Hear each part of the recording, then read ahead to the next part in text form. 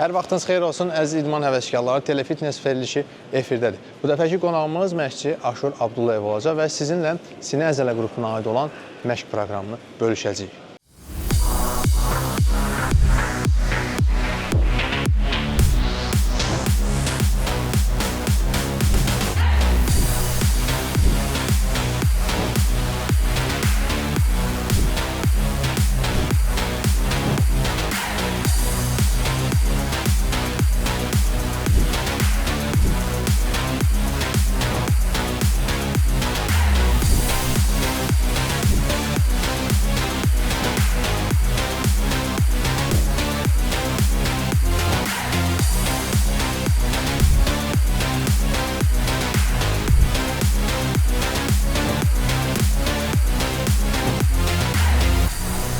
Xoş gördük Aşur. Xoş gəlmisiniz. Məşq proqramımız sinə əzələ qrupunu əhatə edəcək və burada təbii olaraq verilişimizə uyğun olaraq 3 hərəkət seçmişik və həmin hərəkətlər hansılar olacaq, onları istədik ki, vurğulayasınız. Birinci başlayacaq. Incline bench press Smith aparatında. İkinci hərəkətimiz. İkinci hərəkətimiz olacaq hammer chest press. Üçüncü hərəkətimiz isə ki back fly, back chest fly. Yəni dartma hərəkəti sinə əzələsi üçün. Birinci hərəkətimiz bu biz verilişlərdə dəfələrlə çəkmişik belə baxanda, amma yenə də səhv edirlər və biz hər verilişdə fərqli məşqçilərin özünə məxsus yanaşmasını qeyd edirik. Bəlkə də insanlar düşünür ki, eyni hərəkətlər, məsələn, eyni əzələ qrupu niyə axı belə? Amma hər bir məşqçinin öz fərqli yanaşma prinsipi olur ki, bu cür işləmək daha yaxşıdır. Əlbəttə belə bir şey var ki, hər hərəkətin insanın öz biomexanikasına görə düzgün edilməsi var. Məsəl üçün, mənə uyğun olan bir şey sənə uyğun ola bilməz. Yəni, ona görə hər insanla fərqli olur. Bu hərəkəti yerinə yetirmək üçün biz skamiyanı neçə dərəcəyə qoymalıyıq? Mən məsləhət görürəm ki, sinənin üstündən başlayaq, məşqləri bundan vurğulayım.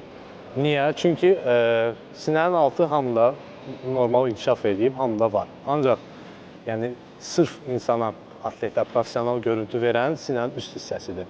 Çünki üst hissəsi 90%, 95% adamda geri qalır. Və bunu da inkişaf elətdirmək üçün hər məşqimizi məsləhət görürəm ki, incline ilə başlayaq. Fərq etməz, Smith aparatı olsun, incline dumbbell press olsun və yaxud sərbəst bench press olsun. Yəni, bunları mütləq işləmək lazımdır. Bugün Smith-də eləyirik, indi mən sizə bunun düzgün texnikasını göstərəcəm.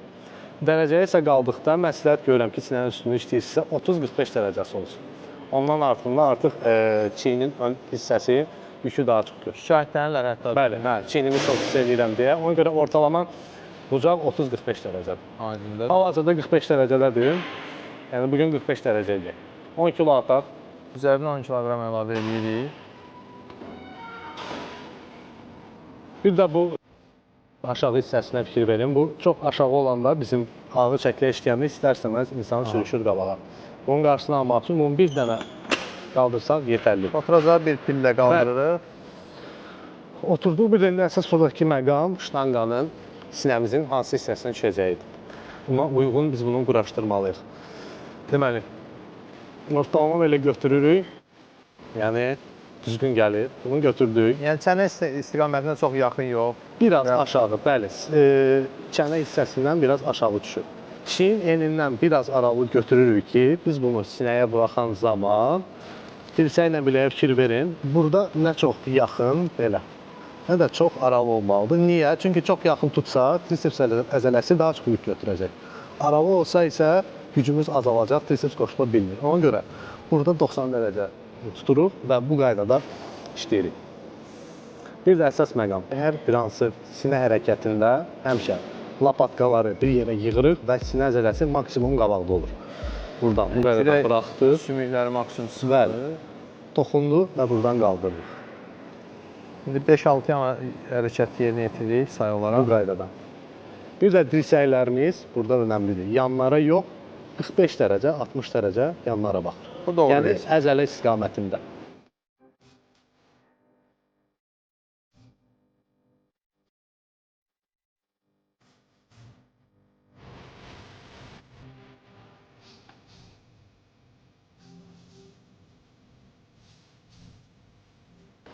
Və burada belin də xüsusi yəni bir mövqeyi var. Çünki biz çiyin arxaları tam sökənməlidir və həm elastiklik baxımından, həm onurğa sağlamlığı baxımından ağır çəkilərdə o biraz problem yaradır. Hər bir hərəkətdə insanın dəstək yeri olmalıdır. Hara ki, yəni o möhkəm durur. Bizdən alınır bu vəziyyət. Bu vəziyyətdə isə biz məqsəd qoyduğumuz əzələni düzgün işlədə bilmirik. Bu vəziyyətdə çiyinlər daha çox yük götürür. Fikir verin, tamam ayrı bir görüntü alır. Belimiz təmiz sökənsə, Bəli.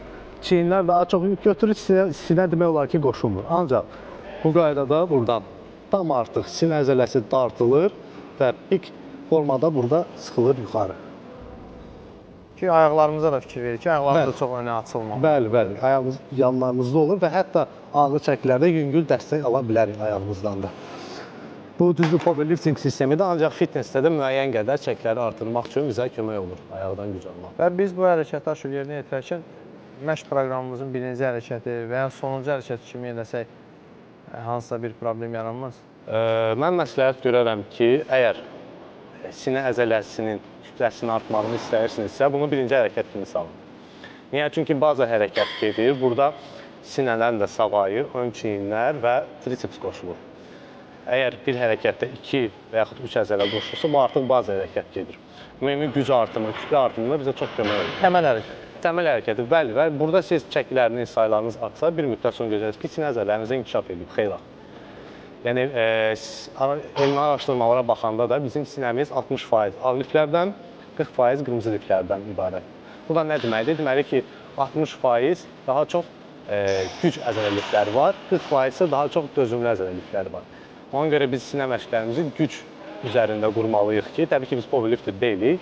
Bu, hardasa 8-12 say aralığında olmalıdır ki, biz daimi inkişaf edirlər. Yəni, belə bir misal çəkim, heç vaxt belə deyim, 60 kilo olan adamın bench press, belə deyək, belə gözə gəlimli sinəsi ola bilməz. Ona görə çəki artımına və saya fikir vermək lazımdır. Təbii olaraq biz demirik, hər hansısa bir 65-70 kiloqramlıq insan gəlib burada Bəli, hər insanın çəkisi var. 150-200 kiloqram işləmə məcburiyyətindedir. Xeyr. Amma özümüzün maksimum səviyyəsində müəyyən bədən çəkisinə görə faizlər var, hansı ki, onları biz yerinə yetirməliyik. Aydındır. Və bu hərəkətdə də lazım olan nüansları qeyd elədik.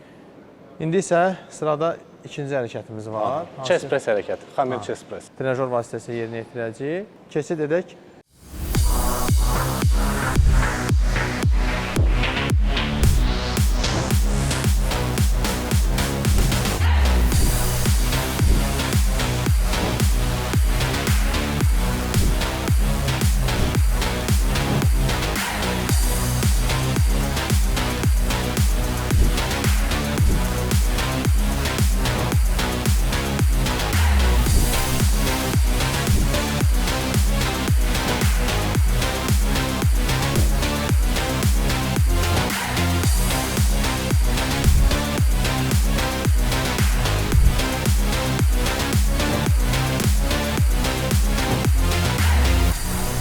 Aşur, hazırda ikinci hərəkəti icra eləmək üçün belə bir trenajörlə yan-yanayıq. İkinci hərəkətimiz incline Smith bench press olduğuna görə sinənin üst hissəsi işləyirdim.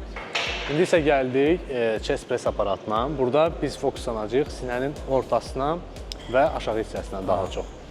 Bunun üçün birinci olaraq hündürlüyünü təmizləyirik. Biraz qaldırırıq ki, orta və aşağı hissəsi işləsin. Hal-hazırda göstərim sizlərə. 4-dədir, 4 çox yuxarıdır, savırıq harasa 5-ə. Bu bizim həm sinəmizin ortasını və aşağısını eyni zamanda işlədəcək. Deməli, endirdikdən sonra ilk növbədə söykənirik və yenə sinə əzələləri qabağa, kürə əzələlərini yığırıq. Burada da bayaq dediyim Smith-dəki həmin qayda. Biləklə dirsək 90 dərəcə olmalıdır ki, trisepslərə çox yük düşməsin. Deməli, götürdük. Bu qaydada sinə qabaqda. Burada da buraxanda dirsəklər 45-60 dərəcə gelir bədənə doğru. Bu qaydada buraxdıq və sıxırıq qabağa. Aşır, bəzən sürətli eləyirlər, tez-tez ki, tez bitsin və ya düşünürlər ki, elə daha yaxşıdır. Nə qədər yəni asta templə eləsək?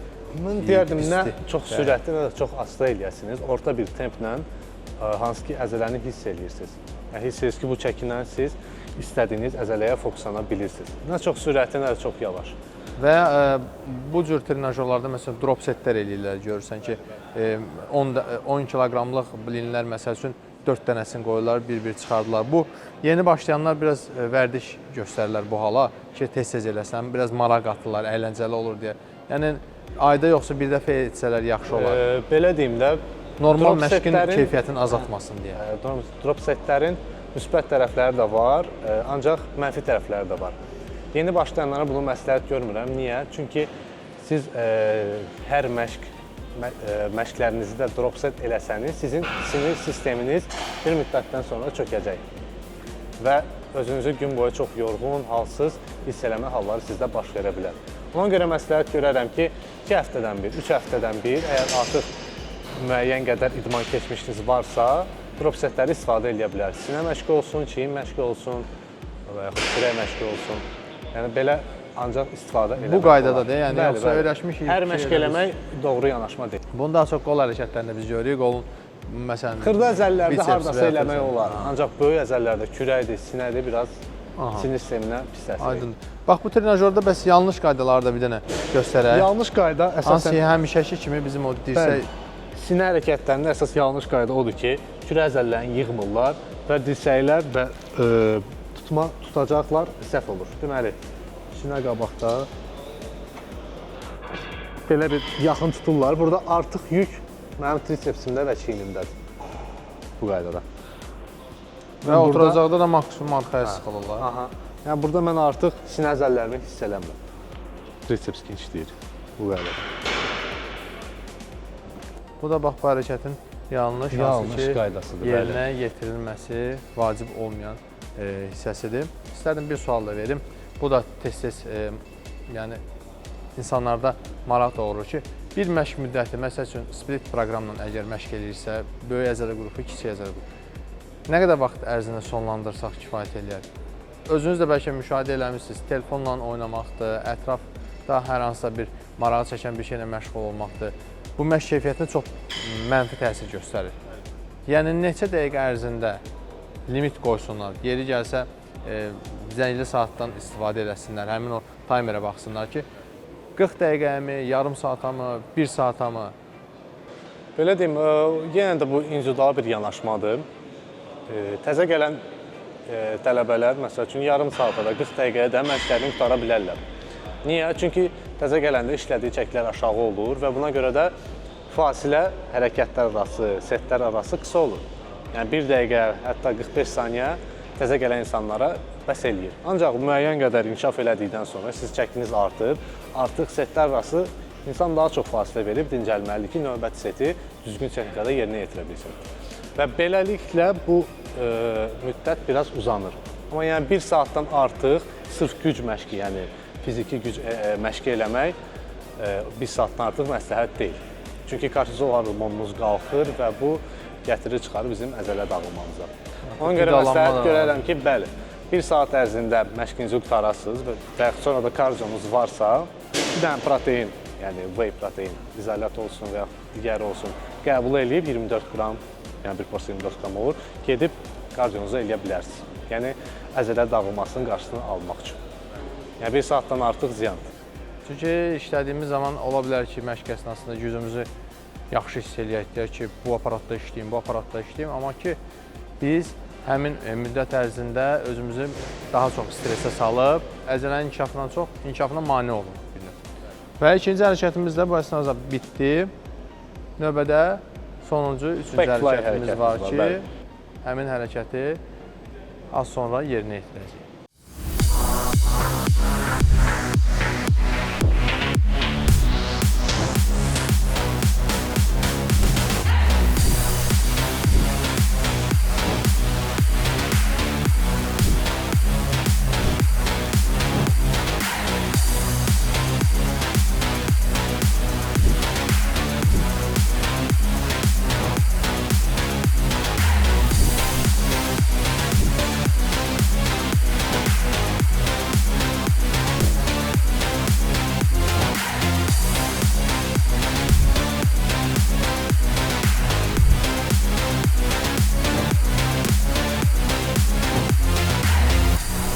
Aşur, hazırda sonuncu hərəkətimizi yerinə yetirmək üçün belə bir trenajörün yanındayıq və nə formada işləyəcəyi, necə icra edəcəyi hərəkəti zəhmət olmasa. Deməli, bu trenajör Backfly aparatıdır. Burada gördüyünüz kimi, yəni bacaqların duruşundan hərəkəti dəyişmək olur. Bu duruşda arxa çeyin işləmək olur. Ancaq biz isə sinə işləyirik bugün. Ona görə gətiririk ön tərəfə. Üçüncüyə qoyaq. Aha. Deməli, bildiyimiz kimi sinənin əsas iki funksiyası var. Bir var qolları itələmə, bir də var qolları birləşdirmə. Sıxma və dartma. Aha. İlk iki hərəkətdə biz sıxma hərəkətləri elədik.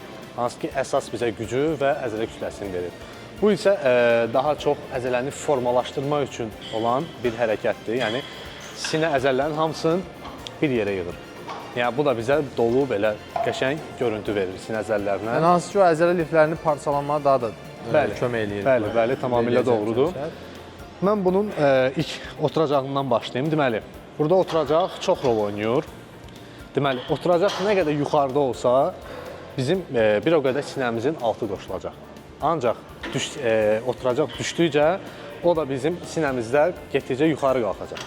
Misal üçün, bu oturacaqda maksimum biz belə otururuq. Bacaqlar aşağı düşür bu qaydadan. Burada da digər hərəkətlərdəki kimi sinənin qabağa verib kürəyi yığırıq. Götürdük və gördüyünüz kimi sinənin altına düşür hərəkət. İcrasını göstərirəm sizə. Bu sinənin altına işləyir. Alt hissəsini dartır daha çox. Alt hissəsini daha çox işlədir, bəli. Ancaq bir dəqiqə baxın. Saldıqca sinənin bucağı dəyişir.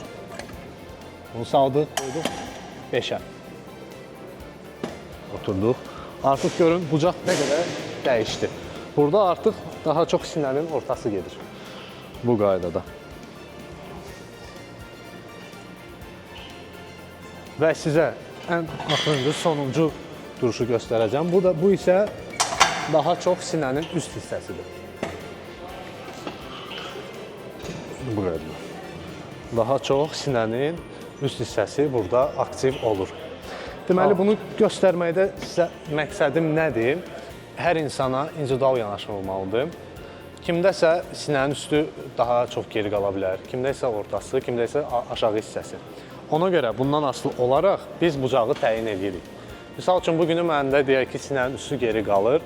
Mən bunu işləməliyəm aşağı oturacaqda ki, daha çox sinəmin üstü yəni, tərs mütənasibdir. Oturacaq aşağı düşdükcə qalxır, qaldırdıqca düşür. Yəni, sadə bir prinsipdir. Bugün mən sizə bunun düzgün qaydasını aşağı oturacağından göstərəcəm. Hazırsa göstərə bilərəm. Bayaqki kimi kürə əzəllərini yığdıq, sinə əzəlləri maksimum qabağa. ən çox səhvə yol verilən məncə dirsək problemidir. Bəli, dirsək də burada çox rol oynayır. Dirsəklər çalışmalıyıq ki, biləklə, yəni nə çox yuxarı olsun, nə çox aşağı. Orta bir duruş olmalıdır burada, bu qaydada. Bucaq yaratmalıyıq bəs yoxsa? Çox açanda biz dirsəkləri zədələyə bilərik. Çox da yığsaq biceps əzələləri qoşulur. Ona görə orta bir bucaq tutmalıyıq ki, hansında nə dirsəyimizi zədələyək, nə də biceps qoşaq. Dirsəklərimiz biraz yığılı olsun, bu qədər. Yəni videoda gördüyünüz kimi bu qədər kifayətdir. Deməli, bunu açırıq. Çox dartanda biraz pik nöqtədə dirsəklərimizi yığa bilərik ki, zədə riskini azaldaq. Ancaq gətirib birləşdirəndə dirsəklər açılır bu qaydada. Dartırıq, dartdıq sinə əzəllərini və birləşdiririk. Dartdıq və bu qaydada birləşdiririk.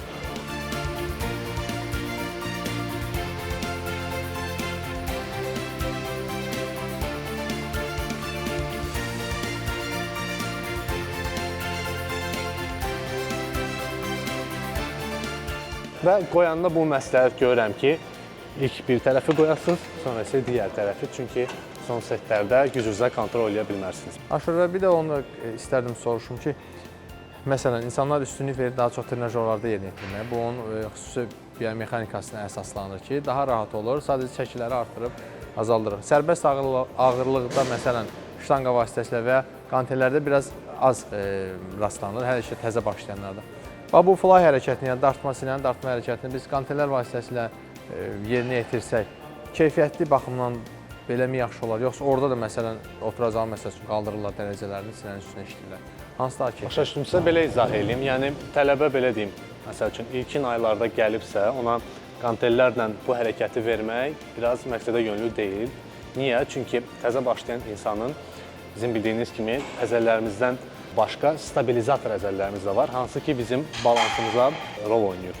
Müvazinətdə, yəni balansımızı təmin edir. Bəli, bu təzə gələn tələbələrdə inkişaf eləmədiyinə görə təhlükəlidir. Hər an travma ala bilərlər. Məsləhət görərəm ki, bir müddət trenajyorlarda çalışıb güclərini artırandan sonra etap-etap o hərəkətlərə də keçə bilərlər.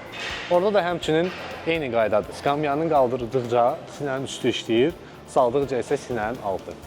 Ancaq effektivliyə qalsa o da bəli, çox effektiv hərəkətlərdən biri sayılır. Bax, bununla da daha bir verilişimizin sonuna gəldik. Ümidvaram ki, göstərdiyimiz hərəkətlər, verdiyimiz ümumi təlimatlar sizin üçün də faydalı oldu. Növbəti həftələrdə yenidən görüşmək ümidi ilə sağ olun, sağlam qalın.